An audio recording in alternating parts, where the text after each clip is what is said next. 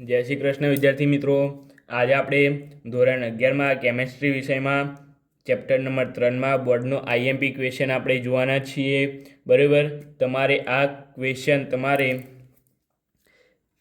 2 થી 3 ગુણમાં પણ પૂછાય છે, પ્લસ એમસીક્યુમાં પણ આવે છે।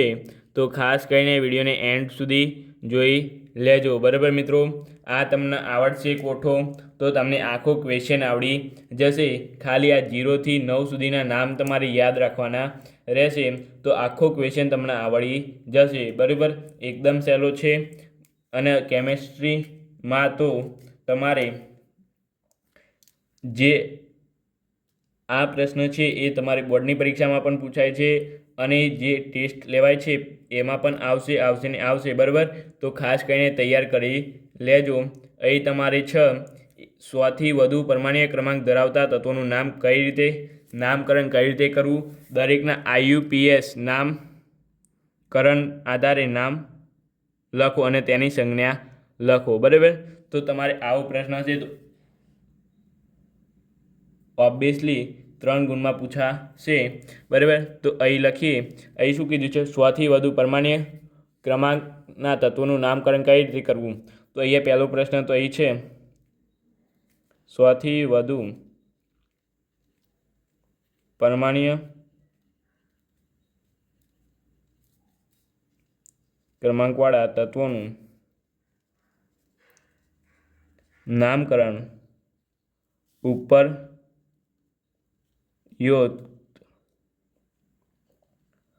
કોષ્ટકના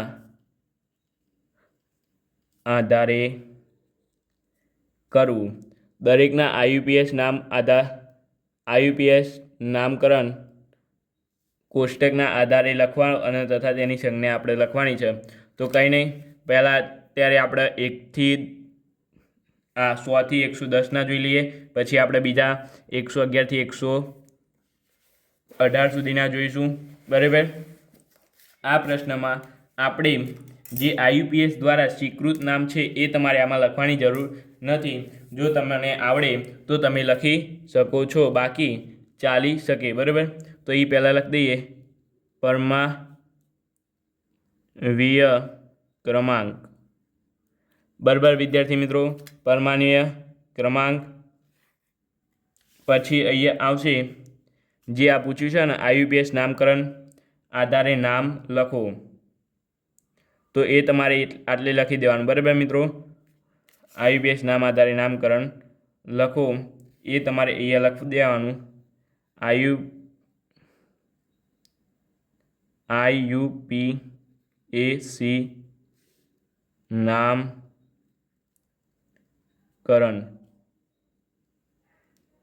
આધારે નામ, અને અહીંયા શું આવશે મિત્રો? સંજ્ઞા આવશે। બરાબર, આ તમારે આગળ એક અહીંયા પરમાણ્વીય ક્રમાંક લખી દઈએ આપણે મિત્રો। 101, 102, 103, 104, 105, 106, 107, 108, 109, 110। બરાબર મિત્રો, તો મિત્રો આ રીતે તમારે પરમાણ્વીય ક્રમાંક લખી દીધા।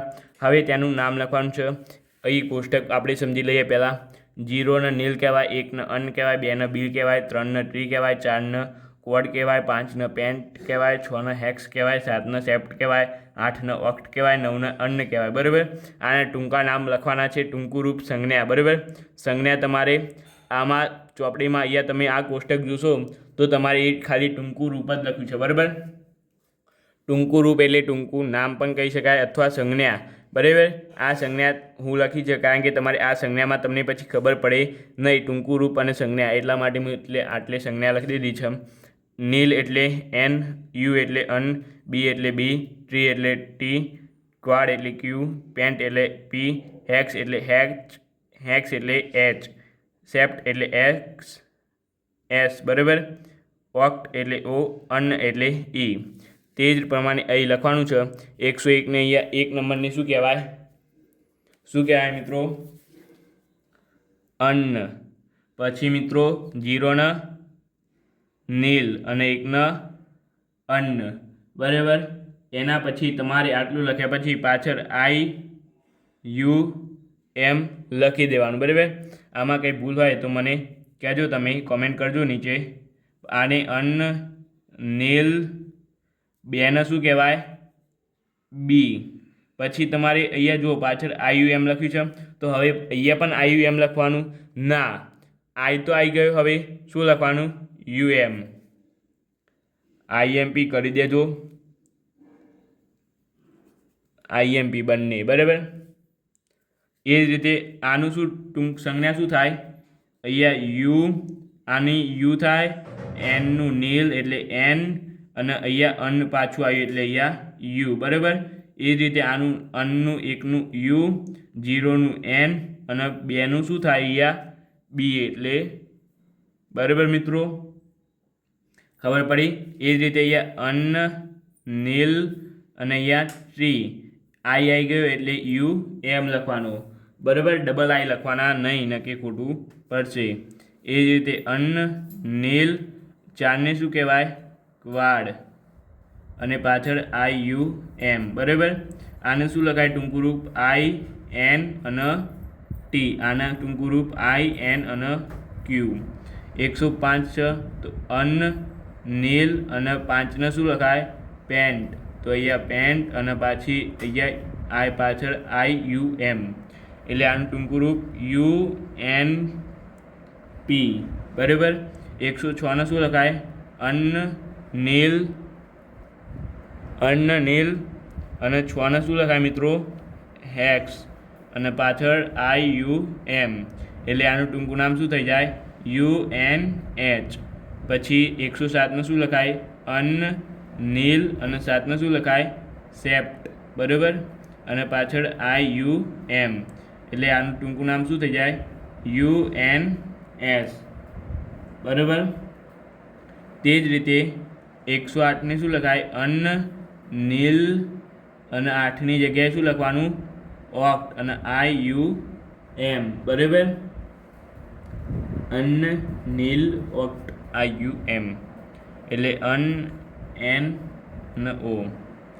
પછી 109ને અન્ન, 109ને અન્ન, નીલ, પછી 9ને શું લખાય? અહીંયા ડબલ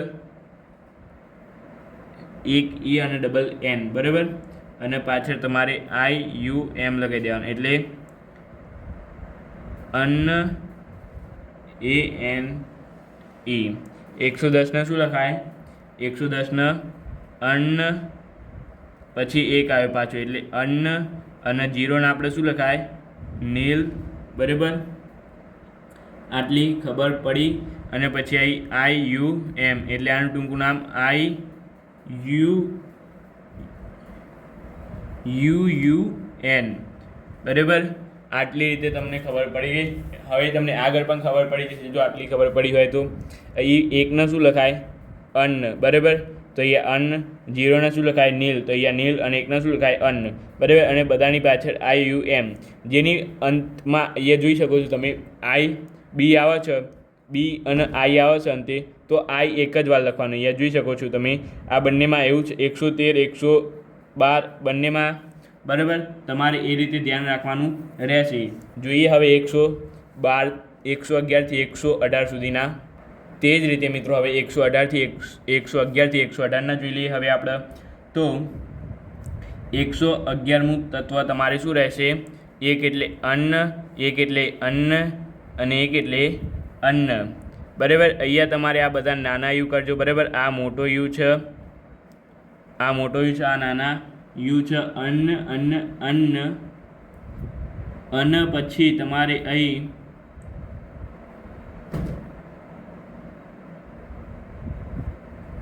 N મૂકવો પડશે મિત્રો. અન્ન, અન્ન, અન્ન, NIUM, બરાબર. અહીંયા ધ્યાન રાખવાનું છે, આ એક I વધારાનો અહીંયા I છે, અહીંયા N એક વધારાનો આવ્યો છે, બરાબર. અન્ન, અન્ન, અન્ન, N વધારાનું મૂકવાનું છે, અને IUM.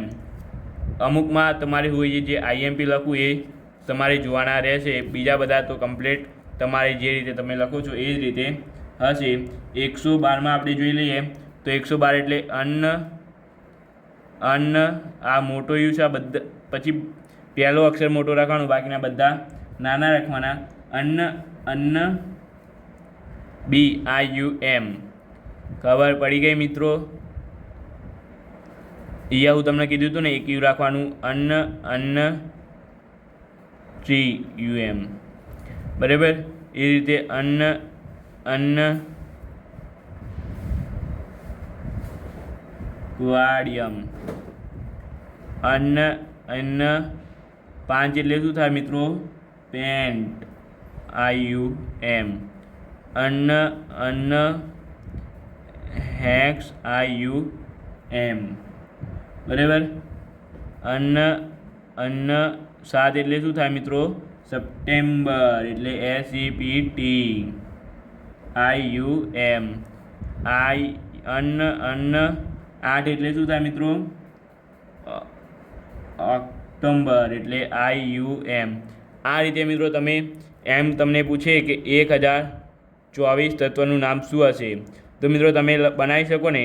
અન્ન 0 એટલે નીલ, 2 એટલે બી, 4 એટલે ક્વાડ IUM. બરાબર. આ તમારે 1024 તત્વનું નામ હશે જેનું ટૂંકું રૂપ તમારે અહીંયા થશે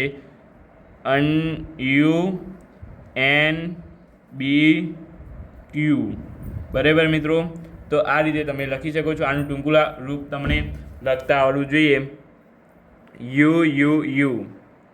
બરાબર. આ મોટો યુ છે, પછી બેને નાના યુ છે. UUB, UUT, UUQ, UUP, UUH, UU 7 એટલે શું થાય? S, UU 8 એટલે O. બરાબર મિત્રો. તો આ રીતે તમે લખી શકો છો. તો આ સાથે આ ક્વેશ્ચન પૂરો થાય છે. બરાબર.